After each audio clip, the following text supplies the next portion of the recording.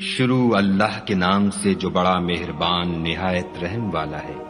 حامیم، یہ کتاب خدائے غالب اور حکمت والے کی طرف سے نازل ہوئی ہے۔ ہم نے آسمانوں اور زمین کو اور جو کچھ ان دونوں میں ہے مبنی بر حکمت اور ایک وقت مقرر تک کے لیے پیدا کیا ہے، اور کافروں کو جس چیز کی نصیحت کی جاتی ہے اس سے منہ پھیر لیتے ہیں۔ کہو کہ بھلا تم نے ان چیزوں کو دیکھا ہے جن کو تم خدا کے سوا پکارتے ہو؟ ذرا مجھے بھی تو دکھاؤ کہ انہوں نے زمین میں کون سی چیز پیدا کی ہے یا آسمانوں میں ان کی شرکت ہے۔ اگر سچے ہو تو اس سے پہلے کی کوئی کتاب میرے پاس لاؤ، یا علم انبیاء میں سے کچھ منقول چلا آتا ہو تو اسے پیش کرو۔ اور اس شخص سے بڑھ کر کون گمراہ ہو سکتا ہے جو ایسے کو پکارے جو قیامت تک اسے جواب نہ دے سکے اور ان کو ان کے پکارنے ہی کی خبر نہ ہو۔ اور جب لوگ جمع کیے جائیں گے تو وہ ان کے دشمن ہوں گے اور ان کی پرستش سے انکار کریں گے۔ اور جب ان کے سامنے ہماری کھلی آیتیں پڑھی جاتی ہیں تو کافر حق کے بارے میں جب ان کے پاس آ چکا کہتے ہیں کہ یہ تو صریح جادو ہے۔ کیا یہ کہتے ہیں کہ اس نے اس کو از خود بنا لیا ہے؟ کہہ دو کہ اگر میں نے اس کو اپنی طرف سے بنایا ہو تو تم خدا کے سامنے میرے بچاؤ کے لیے کچھ اختیار نہیں رکھتے۔ وہ اس گفتگو کو خوب جانتا ہے جو تم اس کے بارے میں کرتے ہو، وہی میرے اور تمہارے درمیان گواہ کافی ہے، اور وہ بخشنے والا مہربان ہے۔ کہہ دو کہ میں کوئی نیا پیغمبر نہیں آیا، اور میں نہیں جانتا کہ میرے ساتھ کیا سلوک کیا جائے گا اور تمہارے ساتھ کیا کیا جائے گا۔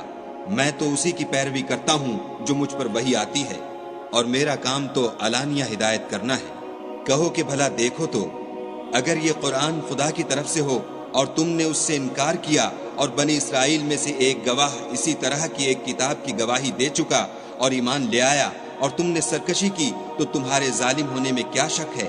بے شک خدا ظالم لوگوں کو ہدایت نہیں دیتا۔ اور کافر مومنوں سے کہتے ہیں کہ اگر یہ دین کچھ بہتر ہوتا تو یہ لوگ اس کی طرف ہم سے پہلے نہ دوڑ پڑتے، اور جب وہ اس سے ہدایت یاب نہ ہوئے تو اب کہیں گے کہ یہ پرانا جھوٹ ہے۔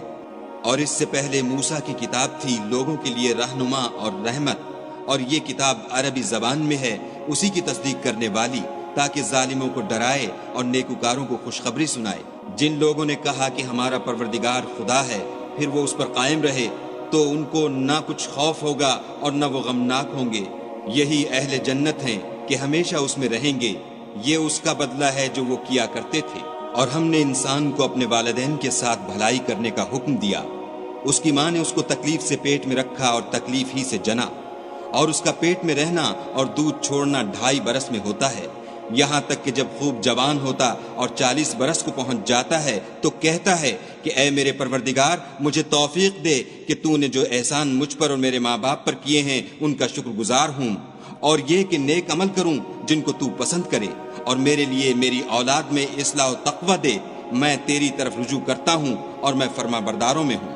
یہی لوگ ہیں جن کے اعمال نیک ہم قبول کریں گے اور ان کے گناہوں سے درگزر فرمائیں گے، اور یہی اہل جنت میں ہوں گے۔ یہ سچا وعدہ ہے جو ان سے کیا جاتا تھا۔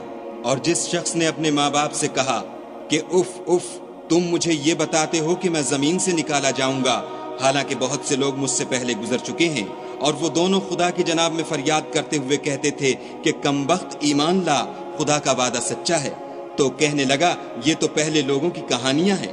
یہی وہ لوگ ہیں جن کے بارے میں جنوں اور انسانوں کی دوسری امتوں میں سے جو ان سے پہلے گزر چکی عذاب کا وعدہ تحقیق ہو گیا، بے شک وہ نقصان اٹھانے والے تھے۔ اور لوگوں نے جیسے کام کیے ہوں گے ان کے مطابق سب کے درجے ہوں گے۔ غرض یہ ہے کہ ان کو ان کے اعمال کا پورا بدلہ دے اور ان کا نقصان نہ کیا جائے۔ اور جس دن کافر دوزخ کے سامنے کیے جائیں گے تو کہا جائے گا کہ تم اپنی دنیا کی زندگی میں لذتیں حاصل کر چکے اور ان سے متمتع ہو چکے، سو آج تم کو ذلت کا عذاب ہے۔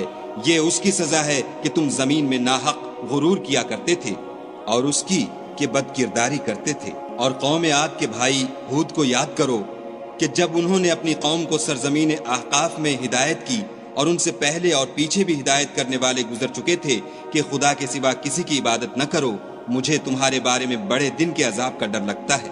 کہنے لگے کیا تم ہمارے پاس اس لیے آئے ہو کہ ہم کو ہمارے معبودوں سے پھیر دو؟ اگر سچے ہو تو جس چیز سے ہمیں ڈراتے ہو اسے ہم پر لے آؤ۔ انہوں نے کہا کہ اس کا علم تو خدا ہی کو ہے، اور میں تو جو احکام دے کر بھیجا گیا ہوں وہ تمہیں پہنچا رہا ہوں، لیکن میں دیکھتا ہوں کہ تم لوگ نادانی میں پھنس رہے ہو۔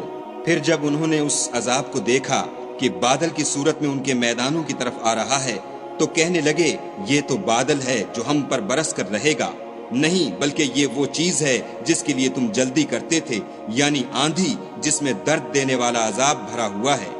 ہر چیز کو اپنے پروردگار کے حکم سے تباہ کیے دیتی ہے، تو وہ ایسے ہو گئے کہ ان کے گھروں کے سوا کچھ نظر ہی نہیں آتا تھا۔